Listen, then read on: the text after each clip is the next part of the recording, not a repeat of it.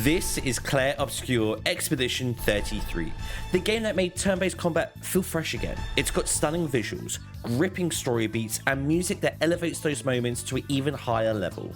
But I'm not here just to vibe, I'm here for the Platinum Trophy. That means finishing the story, enduring some of the worst minigames in RPG history, one-shot and secret bosses, whoops, and collectibles. Yep, collectibles are here. And if you're lucky, you might even catch the party having an intimate conversation. Ooh. And with that, I hope you enjoy this journey.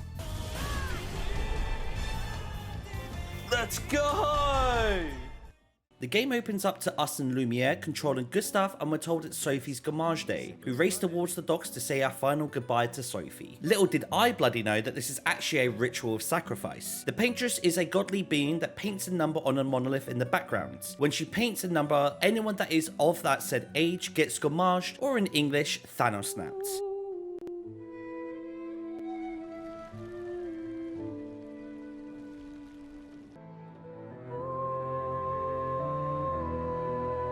Holy shit.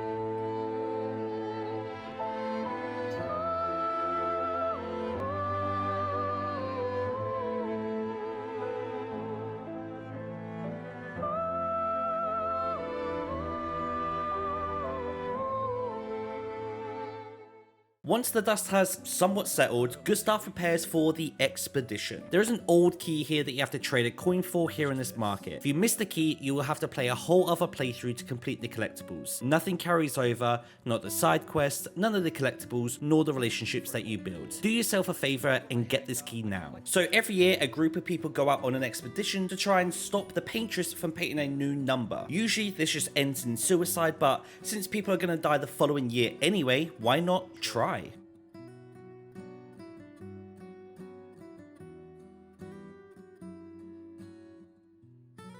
Okay. Lumiere. All right, we're in. Get ready. You're old. How did you survive the Gommage?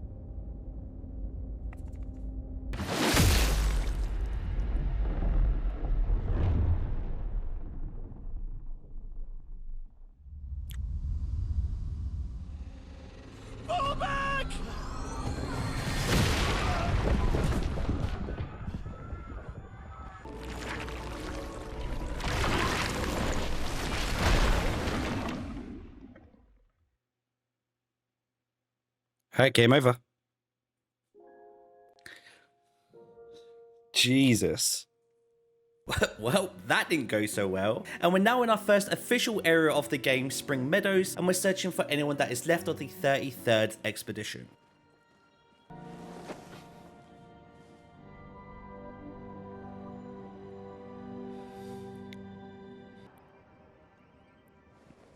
Wake up, Gustav.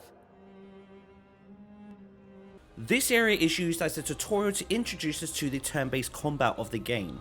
Towards the end of the area, we come up against Yvek, which is our first real boss. So each character has a unique mechanic that once you master and build around, it can make some of even the hardest bosses a complete joke.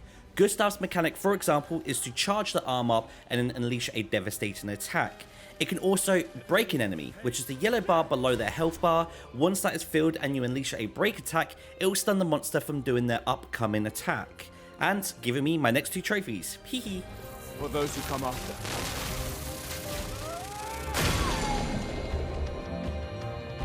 I broke him after saying that.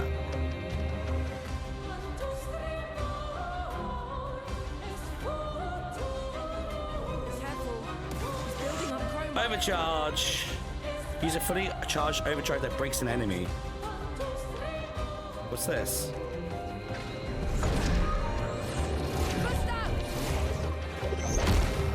Paintress must fall.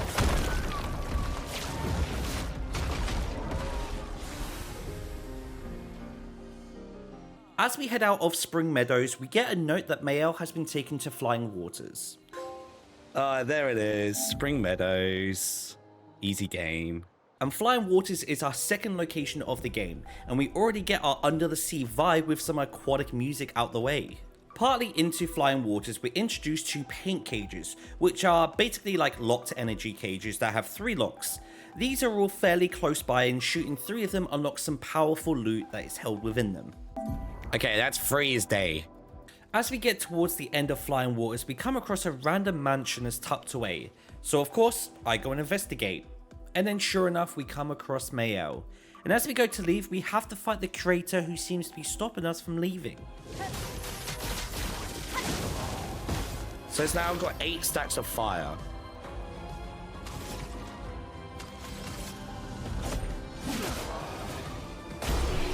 Holy.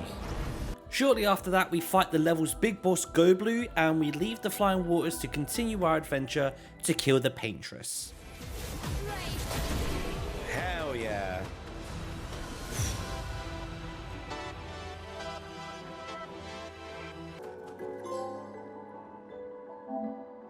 Flying Waters. There it is.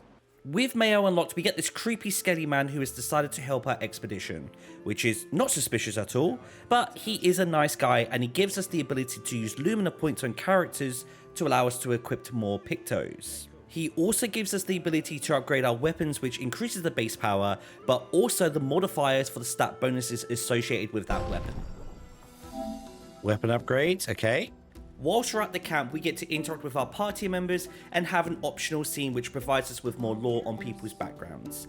There are also a few trophies later that require us to get to relationship level 7 for each of those characters, which also unlocks special attacks. So these optional scenes are actually just very mandatory.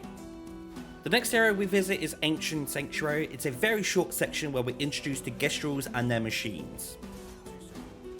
With that area complete and the mini-boss defeated, we're invited to Gestral Village. This area has a lot of vendors, costumes, secrets, one of the hardest endgame bosses for one of the best weapons in the game, more on that later, but also the arena. So the arena has us fight 1v1 versus different Gestrals until we get to the champion of the arena, which we find out is Sciel. This fight was actually very tough for me. Allegedly, if you manage to kill her, you get the best in slot weapon for Maelle super early on, but I didn't do it, so I didn't get it. Oh, okay. Sure? With Gestral Village complete and Sciel in our party, we head back to camp and Maelle gets to see the white man from the beach and a white-haired woman with a mask saying it's her fault and everyone's gonna die. What? Spend their final year in peace. This is your only warning.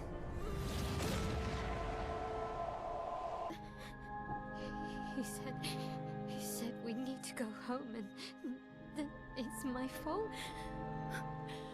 With all of the dramatics out the way, we are kind of landlocked at this point, so we head east from the Gestral Village and we go to Esquie's nest. Esquie is someone who's going to help us across the water to finally get to the Paintress. This area is fairly small, and towards the back of the cave we finally find Esquie, who seems like a very friendly giant. Esquie is one of the funniest characters in the game. He's not playable, but he does join your party eventually once you find his rock Flurry. So from here we go down, we fight the turtle boss to finally get Flurry. With this, we take it back to Esquie and we realize this isn't Flurry. And Flurry is actually on the Monolith island near the Paintress, so he joins our party. This unlocks him for what at this point? I'm not sure. Oh. Unlock Esquie. Did I unlock Esquie? What does he do? Esquie's nest. Find your way through Esquie's nest. I got a double whammy there. Hell yeah. At this point, I am fiending for the story. I want to know who the white-haired man is. I want to know who the white-haired girl is. So we head over to Stonewave Cliffs for the next level. This is one of the longer levels in the game that I've encountered so far, with one of the hardest bosses I've encountered so far. We eventually get to fight the Lamp Man, who abuses his lamps to throw powerful spells at us and comes with 2 phases. The mechanic here is to shoot down the lamps as he powers them up so he doesn't get to do his huge nuke attack, and then just absolutely blast them with as much damage as you can before he keeps cycling around over and over again. Luckily for me, this game has a backup option where once your main party dies, the second hand party go in to finish him off, and that's exactly what I did.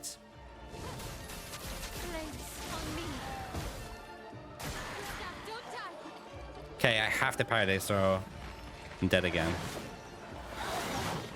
Did it. Thank fuck.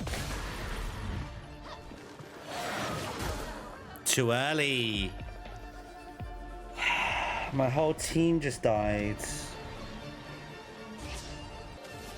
Need to heal.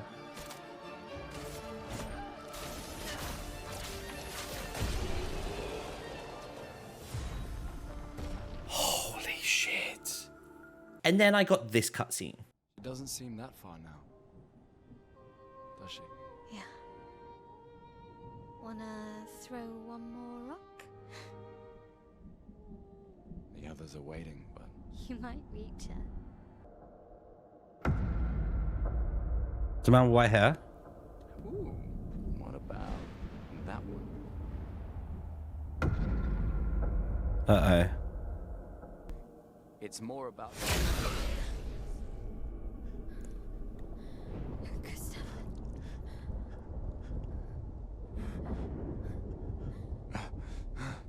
Run.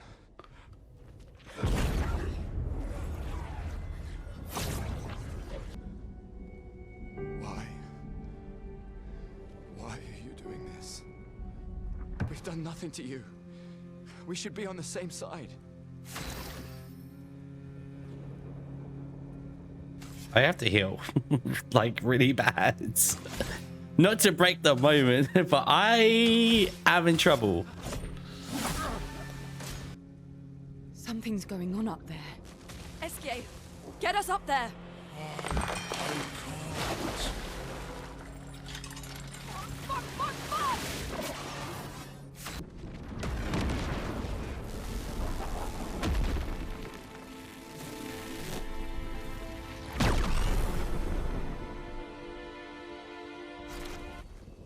Okay.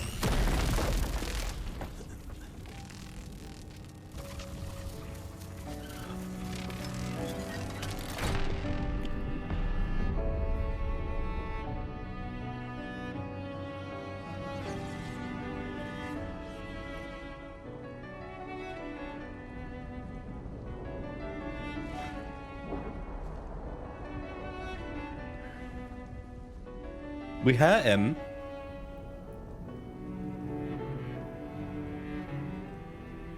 For those who come after. Right?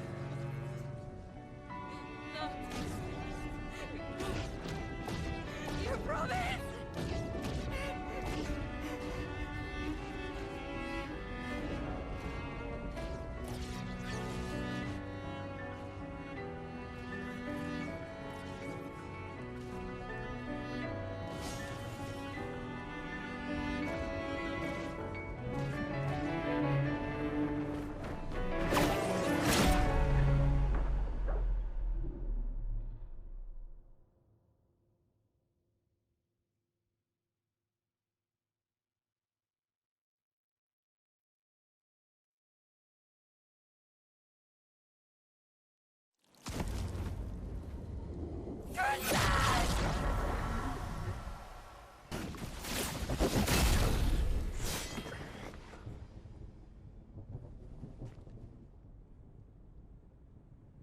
It's been a while. Who's that? She'll never paint again.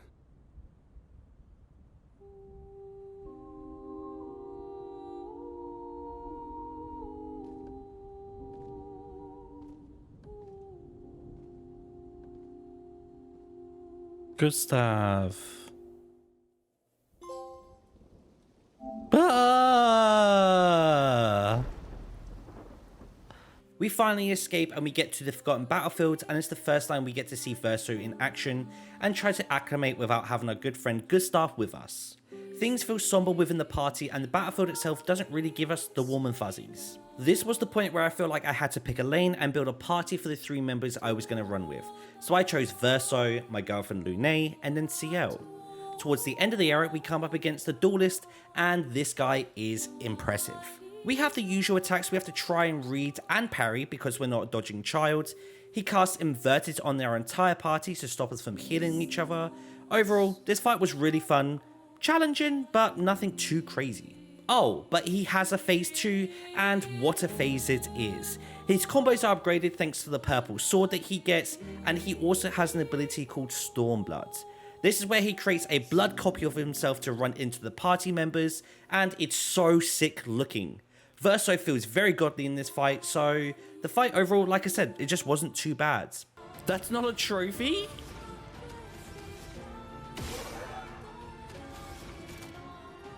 Gonna finish him off with Mayhem.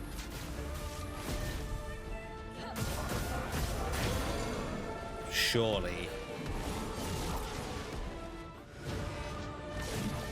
What is going on?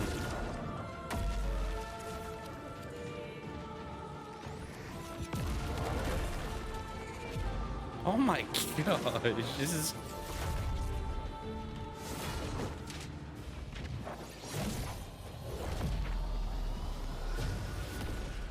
That's sick! And with all that done, we finally get to lay Gustav to rest. And so I guess he's not coming back. Ugh. Couldn't wait for me, could you? I wish we could. Rest easy, Gustav. I'll finish what you started. The Paintress by Noir, they will pay. No more dome. Just open skies. I'll save them, Gustav. Emma, your apprentices, everyone. You can leave it to us. Aww.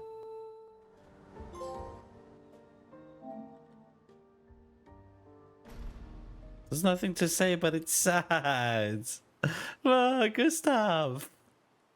The next stop was Monoco Station, and I was expecting it to be a full-on level like the ones that came before it, but it ends up it's just an abandoned train station with Monoco just hanging out. Showing our worth to Monoco in a short duel, we also learn a new mechanical gradient attacks which are very relevant late game. Trust me, I will circle back to this, I swear to God. And we also get Monoco's skill set, which is that he takes the form of a Neveron to use his AP up. And just like some of the characters from Final Fantasy, Monoco gets new abilities from killing Neverons throughout the game. And with all that yapping complete, he finally joins our party after a short fight with a Stallet. And our next stop is Old Lumiere. Okay, Monoco Station. My focus so far has been to hard send the beautiful story that's going on, but I am missing out on some of the bigger world things, and since Monoco is in our party and has a ton of abilities to acquire for a trophy, I took some time to kill some of the overworld bosses. During this, I had an opportunity to build up Verso's combat mechanics up to an S rank using Assault 0. Because I have no idea what to do and how to use him correctly, I got this as a fluke. Our next area is Old Lumiere, and as you can imagine, it's a deep emotional adventure. In true RPG fashion, your team gets split up fairly early on, and I've somewhat kept up with all my party members, but for whatever reason, my Maelle is a wet blanket, and she just falls over to everything. Verso disappears at some point, leaving Maelle to fend for herself, and I had to legit die 5 times to hard learn how to parry this particular monster. I was not going to move on until I did. Heading towards the end of the level, we regroup with our party and we come across a house, which wasn't until after this upcoming boss fight did I clock that it oddly looks very similar to the one we saw in the second level underwater. So our big fight here is Noir, the white-haired man, Verso's dad. Yep, his daddy. And this fight legit took me a good hour to kill. He does a lot of damage, and this is the first time I felt literally bothered by the combat. Some enemies, including Noir, have a wind-up attack, which is totally fine, I'm all for a fake out, but when it's hidden behind so much graphic blur, it just feels so unfair. He then also summons petals, which heal him for 22,000 health each petal, so it's a requirement to nuke these within 2 turns, and then his other notable attack is a vanish ability, and oh man how annoying is this ability. It vanishes your character from the entire fight, so you can't revive them, you don't see them anymore, they are gone. And it's not super obvious, but you have to use a gradient parry. But because of the fake outs and the graphic blur that I mentioned, it makes it so much harder. In my final kill, I successfully parried it twice, but I did let one go through. Rest in peace, Verso.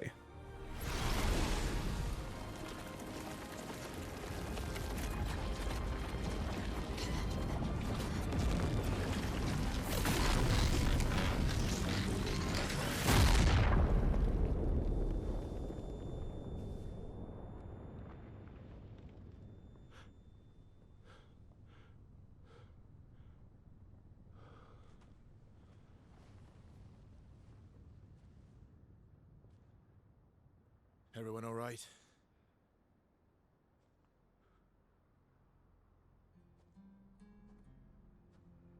Monoco?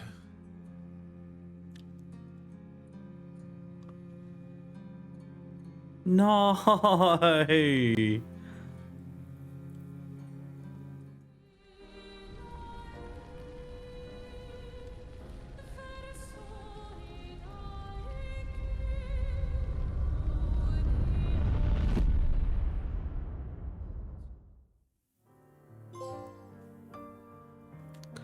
Old Lumiere.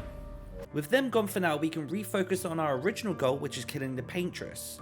The ominous skelly man at our camp gets questioned by the party about a weapon that can pierce the barrier that's protecting the Paintress on the Monolith. The only problem with that is that it requires killing 2 Axons, which Verso has apparently tried before with different expeditions. Oh yeah, he's apparently over 100 years old. We eventually convince him to come, and our next stop is the Visages to kill our first Axon. Now at this point I was getting massive amounts of XP, which made me think I probably wasn't meant to be here until a higher level, but I managed to hit level 33 before fighting the first Axon.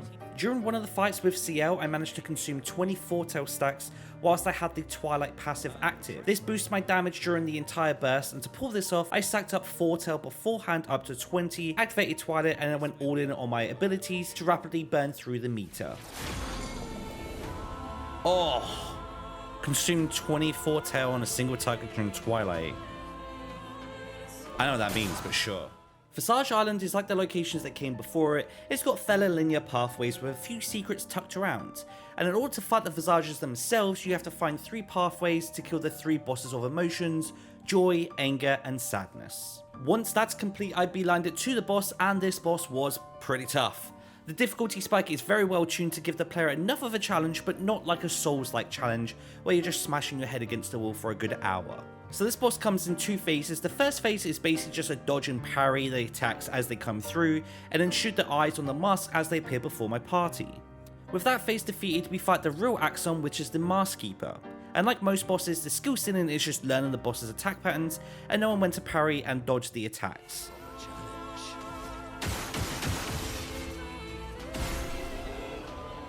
Oh my gosh, that was a lot.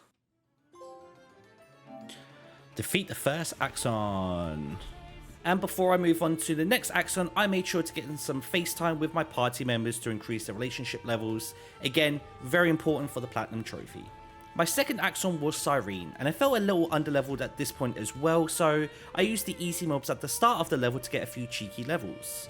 Now before fighting Sirene herself, I found Tissia, which apparently makes the main boss a little easier, but what it does, I have no idea. So if you know, please let me know in the comments, because I am actually genuinely curious about what it does. Now onto the main fight itself. Her theme is beautiful dancing, a very sick song as usual, and then a bloody charm that makes my characters nuke each other, which if that happens, it's going to be a game over. I could have made this fight a little easier by equipping a Picto that makes my characters immune to charm, but I didn't know that was a thing, so I didn't get to use it. After she loses only a quarter of her health, she uses an ability called Grand Ballet. This is one of the best looking abilities in the entire game, but it also happens to ruin me. She summons 5 dancers with different elements, which is very telegraphed to parry, but I'm pretty bad, so I just ate all of these and took them to the face. Yes sir, yes sir.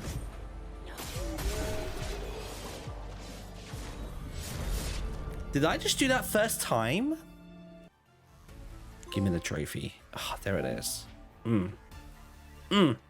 With both Axons defeated, I can now return back to the spooky man at camp and create the weapon which will destroy the barrier that will lead us to the Paintress. And finally, everything we've been working for is going to be worth it. Which, I actually just think is Gustav's death. With the barrier that is broken, we finally make it to the Paintress, who is just sitting in a sad and still position where she doesn't act or want to fight back. Are we humanizing this god that snaps everyone every year? There is no shot. And once that's all done, we get some more Maelle shenanigans where the world stops around us other than Verso and Maelle, and we see the spooky female lady this time head towards Maelle, then causes her to burn. That's a easy trophy. Inside the Monolith, it's very evident I'm in the endgame just from the designs of the monsters alone. And I've changed my setup to actually be Verso, Lune, and Maelle. During one of the fights, I marked an enemy with Verso, which allows the next attack to be received to do bonus damage. And then part of Maelle's kit is that she can stance swap based on the attack she just used. Her big bomb is when she's in a stance called Ver2 stance, and that gives a bonus damage of 200%. And there are lots of ways to enter this phase with different weapon builds and abilities, but attacking a marked target with this stance gets me my Maelle trophy. Towards the very end of the Monolith, we're in a spooky version of Lumiere, which yet is another mystery to be had. And then we meet this guy again. We get some context about Verso dying, but then Verso holds his ground and we stand up to Papa with some very, very fun music. The fight itself is very identical to the fight we had in old Lumiere, the fake swinging, the trying to vanish our party members, and randomly summon an electric lion that heals him back to full health and giving him some more Chroma abilities. Sick.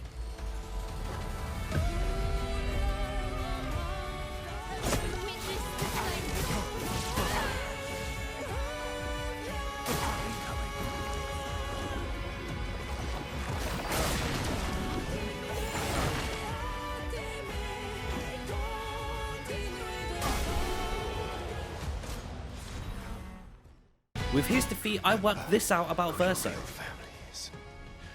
It's not her. It's your sister, your mother, me. His mum's the Paintress, right? And then the Skelly Man appears to help us rid Papa once and for all. And honestly, watching this back with all the mystery that's going on, it's super fun. I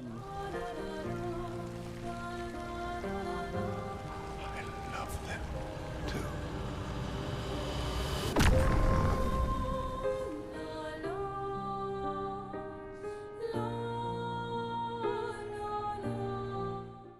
And then finally we get to face the Paintress.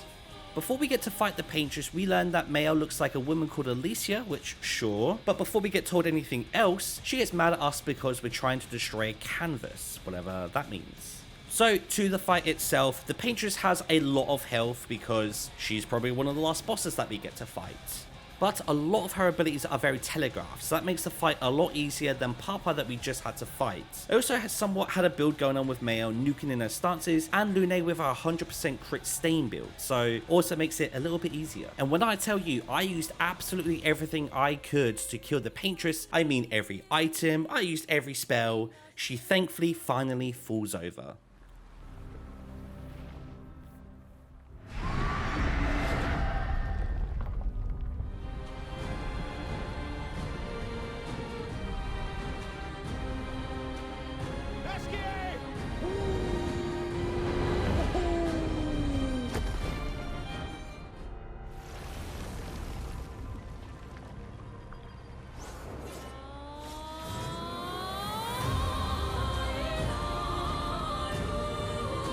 Oh no! Or not, and now we get the real fight. In this phase, the Paintress uses her Titan against us whilst weaving in some attacks with her paintbrush. And one of my favourite Final Fantasy enemies is Anima from Final Fantasy X, and this attack right here is given Anima just from a vibe check. To use my creations against me?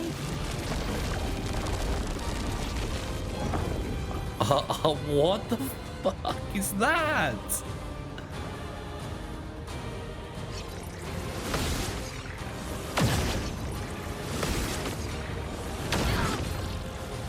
Why is it doing so much damage? So let's go. Yeah. Dead here? Gotta be dead, right? Let's go!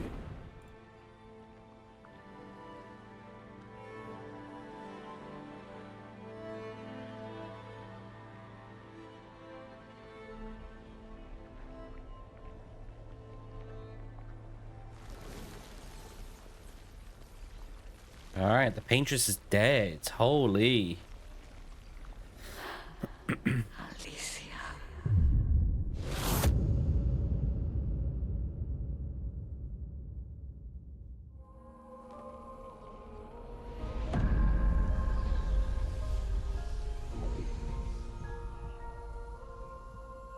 And with the Paintress dead, there is no more gamages to be had. The day is saved.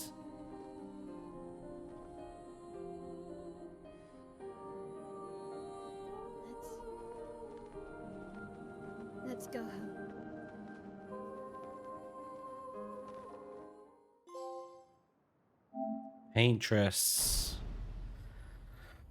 What a fight. That was a crazy fight. I entrust you with this letter. Whether you give it to her is up to you. I'm at peace with what's to come. When the time comes, I hope you will be too. My family, a facsimile of yours, and this world, a mirror, painted by your mother, the Paintress, to stave off her grief. Seeing your expedition through would plunge us all into the abyss.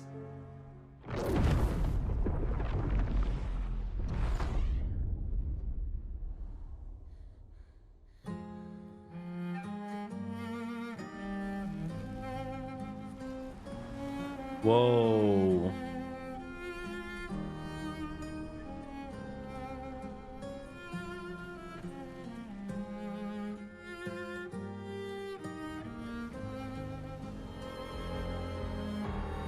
Is it just her and Verso? Oh, wow.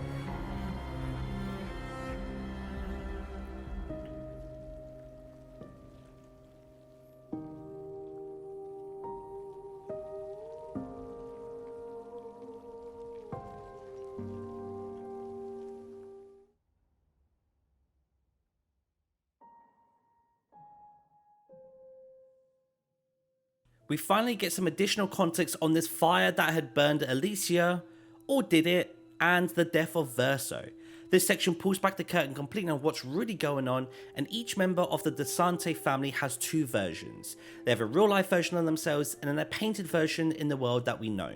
IRL Verso died in that fire. Painted Verso is a 100-year-old plus expeditioner who is set on killing the Paintress to end his suffering of having to live as a memory of a man who died in the real world. Maelle is actually a real person. This is Alicia in the real world who was sent in by Clea to help destroy the Paintress. The fake Alicia that we see throughout the entire game is the painted version painted by her mother Aline because she blames Alicia for the fire that killed Verso, so that painted version is just suffering throughout the entire game. Hopefully you're still with me, we're nearly done, I promise. Aline is Verso, Maelle, and Clea's mother, Renoir's wife, and the Paintress. She created this world to cope with the grief of losing Verso in the real world. The Paintress is imprisoned by real Noir at the top of the Monolith during a stalemate in an attempt to rescue her from the painting. Renoir is one of the best written characters in this game, and one of the names I'm sure I've butchered throughout this entire video. The IRL version of him is a gentle and kind man who is ready to move on from the grief. He's wanted to save his wife from the painting and the torture that she's putting herself through by being inside the canvas for long periods of time, knowing that if she stays within the canvas, she's just gonna die. Aline is a very powerful painter, so Clea goes in to begrudgingly help Renoir by creating Neverons, or the monsters, to go in and defeat the humans to seal away the chroma that is released from inside them, so that the power doesn't go back to Aline, which eventually slowly makes her weaker and weaker as the years go on. With the Paintress being locked away in the Monolith and slowly getting weaker, her only real power now is to warn the fake people of Lumiere that a Gamage is coming. This is when real Noir is able to use what power he has left to delete the oldest creations each year,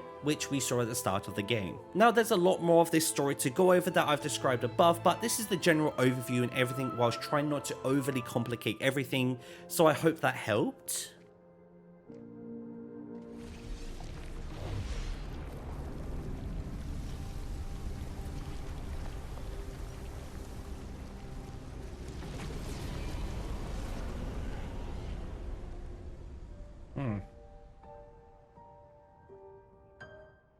Alicia, No, Mum. I'm not going to lose myself if I stay. I know full well you will, and I am not doing this again!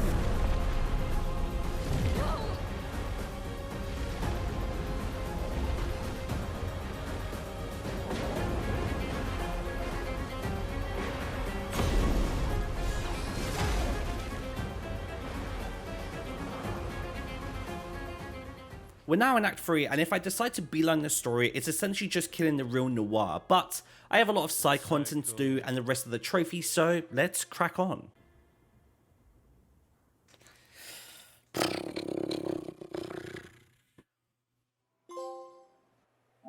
Back to Lumiere. I was worried about defeating a boss without taking any damage, but I figured I would wait until it's guaranteed because, yeah, again, I'm trash at this game and I will admit it. I want this to be as easy as possible.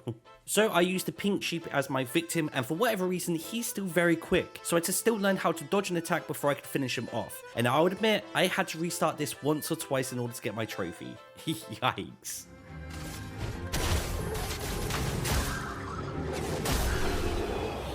That's gotta count for a boss, right? Yes, professional.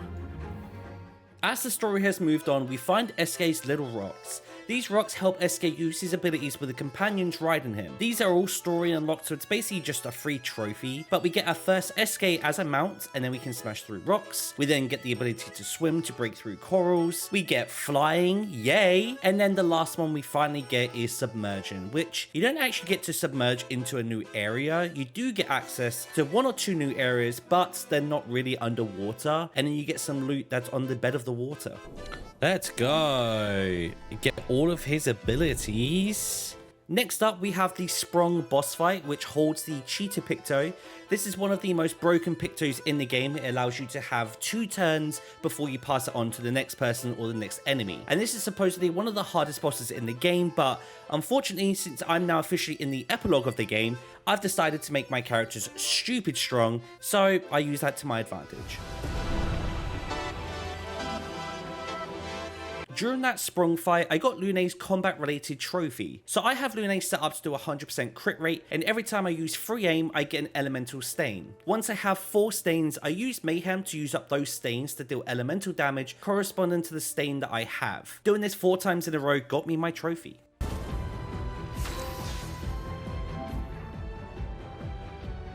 Throughout this entire video, I've spoken time and time again about how I felt very underleveled pretty much every boss fight, but I've actually got to the point where I am really underleveled. And with that, I got 2 things in my mind. One of them, I have to hit level 99 for a trophy anyway, and second, we have a final secret boss, which is unreal hard. All my friends have told me how hard this is, so I decided to grind for a few hours in 2 different areas. Due to how weak my characters were, I started in Frozen Hearts and I farmed the first 3 groups of monsters over and over and over again. When I was nearly 2-shot in these idiots, I then decided to move to Renoir's Drafts, which is one of the last areas in the game with the strongest monsters, and before I knew it, I was level 66. I did it! 66! We have another very subtle reference to Final Fantasy X, where big summons are actually called Aeons. Throughout the game, I've seen the big flying serpent in the sky, which is a massive optional boss that's available in the overworld once you can fly. Killing this gives you another powerful Picto, and as I mentioned in the Sprong trophy, I am strong, and this is no different, other than I am actually just even stronger. Aeon. What a joke this is. When you're this powerful, this is a joke. I'm at the point in the game now where I'm slowly working on Monoco's abilities, since I did hear some of them are very missable. It actually turns out though that none of them are missable thanks to the TikTok I made. But I did decide to have Monoco in my party as I killed all the overworld bosses, and Patank is one of them. Like all Patanks that came before this, he's no different than the other ones, he's just a big badder version of them. He comes with the usual flavours of lots of shielding, summons minions to protect him, and then threatens to leave and run away from the fight. But not this time, mate. This game's a joke. Carreau Parfait.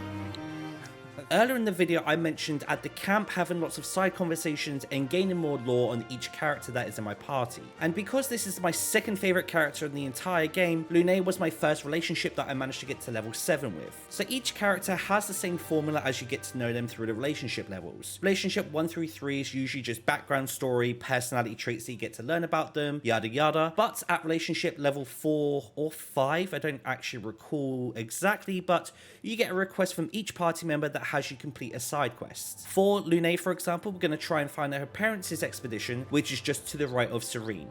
Now, this comes with a boss battle that is the monster that happened to kill her parents. I mean, no big deal, I guess. But we do take our revenge and we head back to camp. For the next 2 or 3 relationship levels, we literally just have to leave the camp, come back again, speak to Lune and spend some time with them, and then eventually we get the relationship to level 7. We also get to unlock the level 3 gradient attack for that person, and usually it is the most powerful skill in the game. Oh, and we get the trophy. Whoa. Frustration.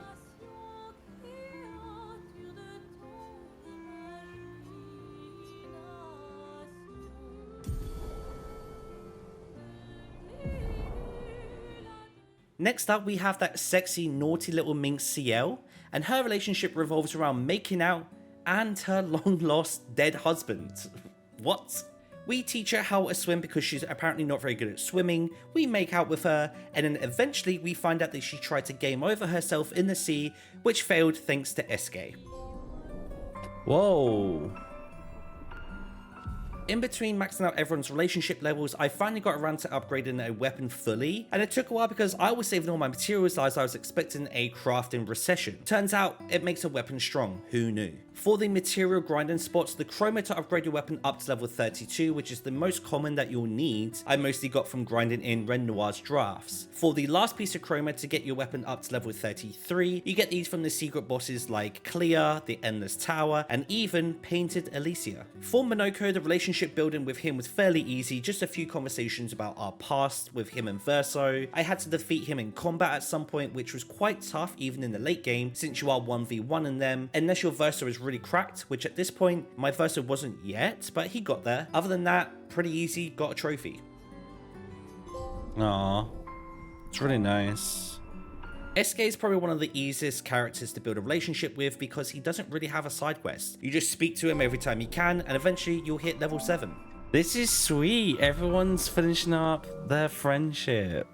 So Maelle is next, and she was the one I wanted to get through the quickest because I heard her gradient attack level 3 was disgusting, so I was really excited about this. Her side quest revolves around killing 2 Axons that are apparently secretly hidden in the world, which who knew? One of them being Painted Maelle, or Painted Alicia, if you will.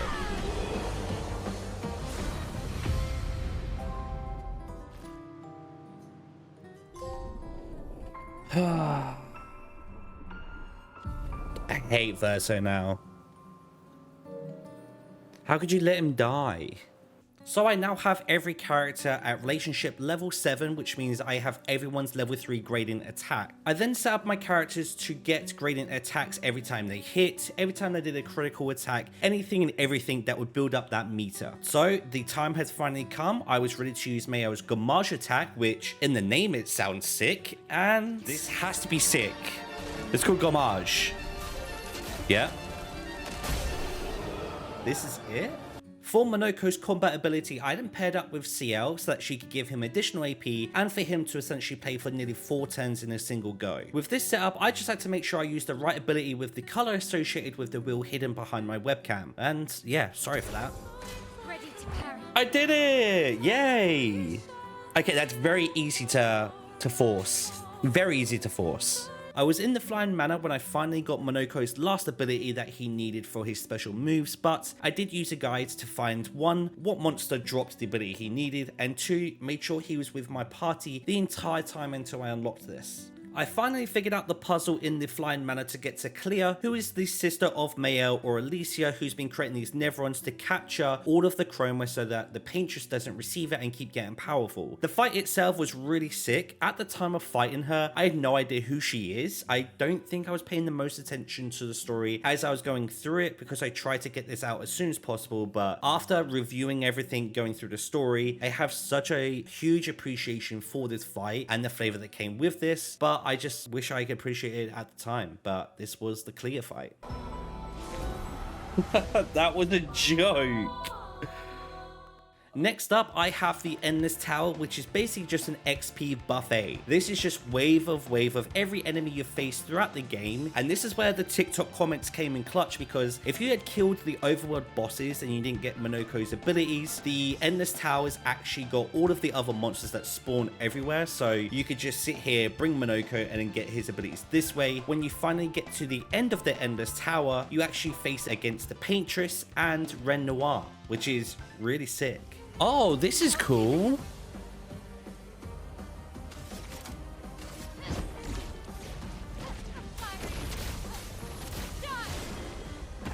$15 mil? I can do it. I think I'll improvise. Oh.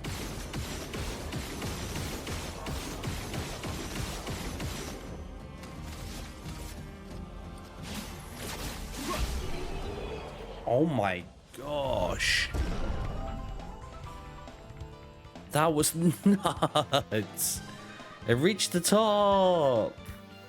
At the start of this video, I had mentioned collectibles, and in most big RPG games, there's always a collectible of some sort. So this comes in a few different examples, but the first one I was going for was the Lost Gestrals. So these are little guys that are around the overworld map. You just have to go and find, speak to them, and then they'll get sent back to your camp. Now, the saving grace here is that they are only on the overworld map. They are not hidden in caves inside levels. You don't have to run around really and find them. I did use a guide because it was just easier to do, but because they're on the overworld, it's so much easier to get than some of the other collectibles I'm about to talk about.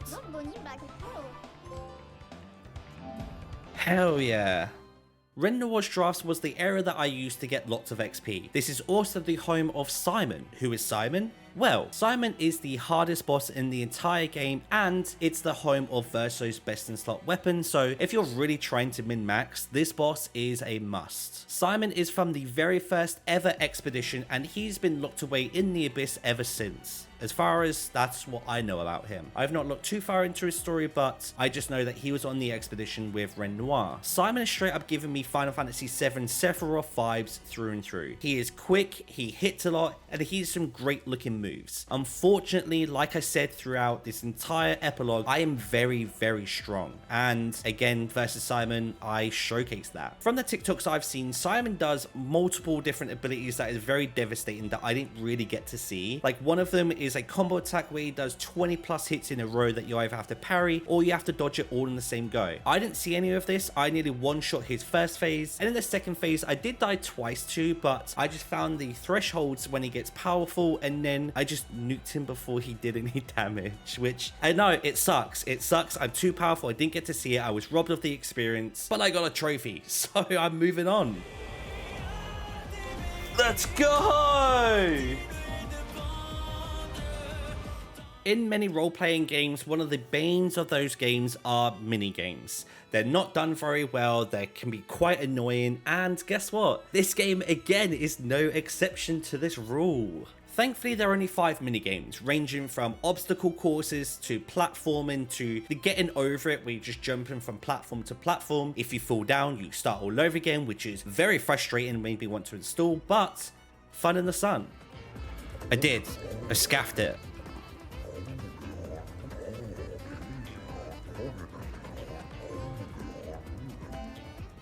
Journal entries from the previous expeditions was the one collectible I was worried about. Most of them you get just along the way, they're story driven, you get them from bosses, they're not too bad. But 3 in particular are called Unknown, and they are hidden in the manor. So you have to go around the entire world through different levels, you have to find the manor openings to get access to the secret areas in the manor just to get these little logs. They're a little frustrating, but I just threw on a Netflix show, pulled up a guide, and then just did what I had to do. Throughout some of the main levels that you visit throughout the story, you come across Neverons that don't want to attack you, and in fact they give you a side quest to help them out. One of them, for example, is this guy where you have to go and find his light. So usually you're looking for an item that is either dropped by a strong monster or just somewhere in this area. Once you get the item, you just bring it back to that Neveron, and then it will become thankful that you helped him out. You then get the choice of either killing him or just leaving him to live. If you decide to keep them all alive, there is another Neveron that you report back to that you've helped them all out, and he will congratulate you and then give you loads of upgrade juice. So if you're seeing this and you haven't done it yet, do not kill a single Neveron. There are reports that this is missable and it is a little bit bugged, but if you don't kill any of them, you should be fine.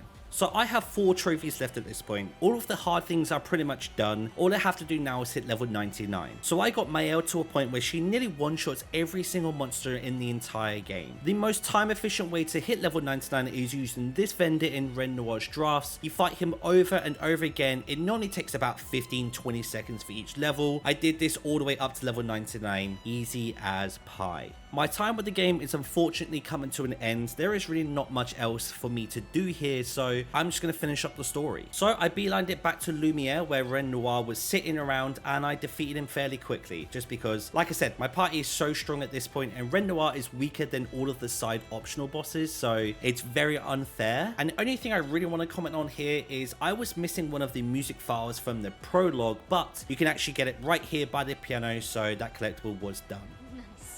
Connoisseur. And for my last trophy, this is something I missed on my initial playthrough, which is defeating the mime in Lumiere. On the day of release, I heard so many people talk about this mime and I just didn't find him. I looked in every nook and cranny, I just couldn't find where this guy is, so I just decided I was going to go back for it. Thankfully, on New Game Plus, you keep all your stats, you keep all your gear, so this fight was very easy for me. The hardest thing actually about this trophy is finding out where the mime was.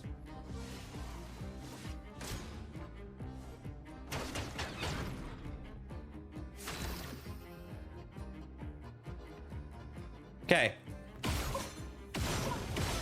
It's a bad day to be a mime, let me tell ya.